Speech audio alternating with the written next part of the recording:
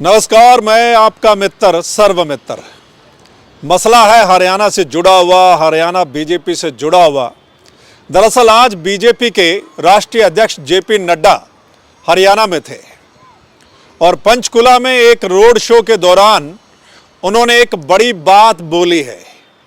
वो बात पहले आप सुन लीजिए, फिर आगे बढ़ते हैं। जब आप कह रहे हैं कि तीसरी बार मोदी सरकार, जब आप कह रहे हैं कि तीसरी बार मनोहर सरकार, तो ये बात एक विचार से जुड़ी हुई। तो सुना आपने जेपी नड्डा क्या बोल रहे हैं। उनका कहना था कि लोग बोल रहे हैं तीसरी बार मोदी सरकार, तीसरी बार मनोहर सरकार।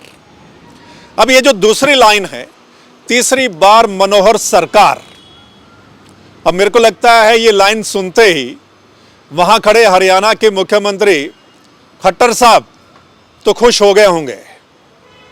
हालांकि हरियाणा बीजेपी के जो नेता हैं, वर्कर हैं, वो कितने खुश होंगे ये खैर बाद में पता चलेगा।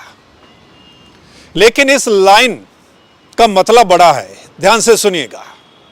इस लाइन का मतलब यह है कि क्या बीजेपी तीसरी बार यानी 2024 में विधानसभा के चुनावों में मनोहर लाल खट्टर के नाम पर चुनाव लड़ने जा रही है।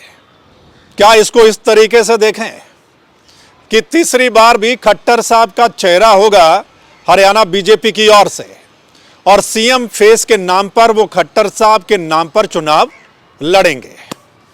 चलिए, अगर ऐसा होता है तो आगे क्या कुछ होगा उस पर भी चर्चा करेंगे। लेकिन एक बात बड़ी नोट करने वाली है, वो ये कि खट्टर साहब पिछले कई दिनों से बड़े जोश में दिखाई दे रहे हैं। आप उनकी बॉडी लैंग्वेज भी देख रहे होंगे। और जोश में कब से दिखाई दे रहे हैं? जब से 5 राज्यों के नतीजे आए हैं, खासकर 3 राज्यों में बीजेपी ने जीत हासिल की है, राजस्थान, छत्तीसगढ़, मध्य प्रदेश। इन चुनाव नतीजों के बाद खट्टर साहब और बीजेपी के नेता काफ़ी जोश में दिखाई दे रहे हैं। जो कांग्रेसी हैं उनकी बॉडी लैंग्वेज थोड़ी डाउन है, लेकिन खट्टर साहब की अगर आप बॉडी लैंग्वेज देखें तो वो अप नज़र आती है, या बीजेपी के जो नेता हैं उनमें एक जोश दिखाई देता है। और बीजेपी के नेता या खट्टर साहब उस जोश को बनाए रखना चाहते हैं 2024 के चुनावों तक। हालांकि ये वक्त बताएगा कि बीजेपी वालों का ये जोश कब तक बरकरार रहता है और कितना बरकरार रहता है, और वहीं जो विपक्ष है उनका जोश आगे कैसे नज़र आता है। लेकिन बड़ी बात आप देखिए कि अगर जेपी नड्डा बोल के जाते हैं कि तीसरी बार मोदी सरकार और तीसरी बार मनोहर सरकार, तो इसका मतलब बड़ा निकलता है कि कहीं ना कहीं बीजेपी तीसरी बार यानी ये जो अगला इलेक्शन है वो भी खट्टर साहब के नाम पर चुनाव लड़ सकती है। लेकिन यहाँ पर एक बात बड़ी अहम है, और आप देखते भी होंगे, सुनते भी होंगे, चर्चा भी चलती है और कमेंट्स में भी नज़र आता है। लोग ये चर्चा करते हैं कि हरियाणा में बीजेपी के प्रति उतनी एंटी इनकम्बेंसी नहीं है जितनी सीएम मनोहर लाल के प्रति है। अब एंटी इनकम्बेंसी तो आप जानते होंगे। एंटी इनकम्बेंसी का मतलब होता है सरकार के प्रति लोगों की नाराज़गी, यानी सरकार के खिलाफ जो माहौल होता है या जो नाराज़गी होती है उसको एंटी इनकम्बेंसी कहते हैं। और हरियाणा के लोग बड़ी चर्चा भी करते हैं कि बीजेपी अगर फेस बदल दे तो बीजेपी के पक्ष में अच्छे नतीजे आ सकते हैं। ये लोग चर्चा भी करते हैं और इस पर आप भी अपनी राय ज़रूर दीजिएगा कि ये जो चर्चा हम सुन रहे हैं इस पर आपकी राय क्या है। अब आती है अगली बात। खट्टर साहब जोश में तो दिखाई दे ही रहे हैं, वहीं सुनने में ये भी आ रहा है कि ये चुनाव नतीजों के बाद यानी कि 3 राज्यों में बीजेपी की सरकार बनने के बाद खट्टर साहब ने अपनी पूरी टीम को एक्टिव कर दिया है। यानी खट्टर साहब की जो टीम है, सीएमओ की जो टीम है, चाहे वो अफसर हैं, चाहे वो प्राइवेट लोग वहाँ पर रखे हुए हैं या जो कोई भी है, मतलब उन सबको सीएम खट्टर साहब ने एक्टिव कर दिया है। और ये कहा जा रहा है, चर्चा ये है कि उनको फील्ड में लगा दिया है कि मुझे रिजल्ट चाहिए, जाइए और फोकस कीजिए और रिजल्ट चाहिए। खैर, रिजल्ट का आगे पता चलेगा, चुनावों में पता चलेगा। चुनावों से थोड़ा पहले पता चलेगा कि हरियाणा में फिलहाल माहौल क्या है। लेकिन एक बात बड़ी गौर करने वाली है, वो ये कि लगता है कि पूरी हरियाणा बीजेपी पर अब सीएम मनोहर लाल की पकड़ काफ़ी अच्छी दिखाई दे रही है। आपने देखा ही होगा और चर्चा भी है कि सीएम खट्टर साहब ने पार्टी में अपने सभी विरोधियों को ठिकाने लगा दिया है।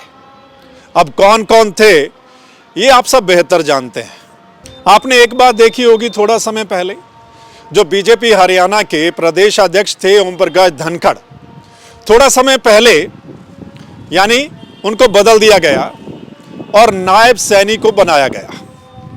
अब सुनने में आ रहा है चर्चा यही कि नायब सैनी यानी मुख्यमंत्री के खास बंदे हैं, यानी मुख्यमंत्री ने अपने चहेते नेता को प्रदेश अध्यक्ष बना दिया है, यानी कि प्रदेश अध्यक्ष उनके हिसाब से चलेंगे।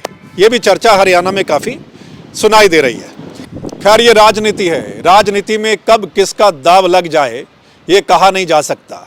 हर नेता की कोशिश रहती है कि हाईकमान से मिलकर संपर्क करके कोई हिसाब किताब लगाया जाए, कोई जुगाड़ बिठाया जाए।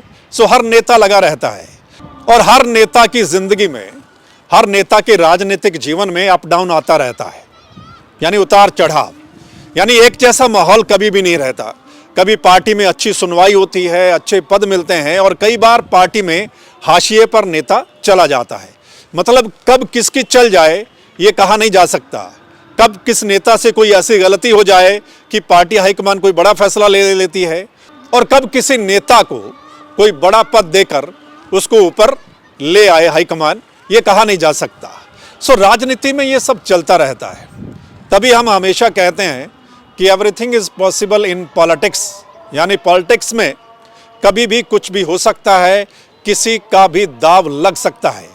कई बार बड़े बड़े धुरंधर नेता हाशिए पर चले जाते हैं। सो ये राजनीति का एक हिस्सा है दोस्तों। लेकिन आज के इस चर्चा को आप कैसे देखते हैं कि जेपी नड्डा का हरियाणा में आकर ये बोलना कि तीसरी बार मोदी सरकार, यानी वो कह रहे हैं कि लोग कह रहे हैं कि तीसरी बार मोदी सरकार और तीसरी बार मनोहर सरकार, और वहाँ खड़े नेता लोग खुश भी होते हैं, तालियां भी बजती हैं। लेकिन हरियाणा बीजेपी के जो वर्कर हैं या नेता हैं उनका क्या कुछ रिएक्शन इस पर आता है वो खैर आगे वक्त बताएगा। लेकिन आपका क्या कुछ कहना है दोस्तों, आप जरूर राय दीजिएगा कमेंट करके। इस वीडियो के नीचे आपने कमेंट करना है। इस वीडियो को अगर आप शेयर कर देंगे तो तमाम लोग इस पर कमेंट कर पाएंगे। और अगर आपको ये चर्चा ठीक लगी तो आप इस चैनल को लाइक, सब्सक्राइब, फॉलो कर सकते हैं।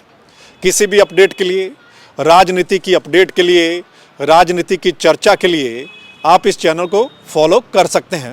वो इसलिए क्योंकि जो हमारी अगली वीडियो होगी वो आप लोगों तक पहुंच जाएगी। चलिए फिर मिलते हैं अगले मसले के साथ। तब तक के लिए नमस्कार, आदाब, सत श्री अकाल, राम राम।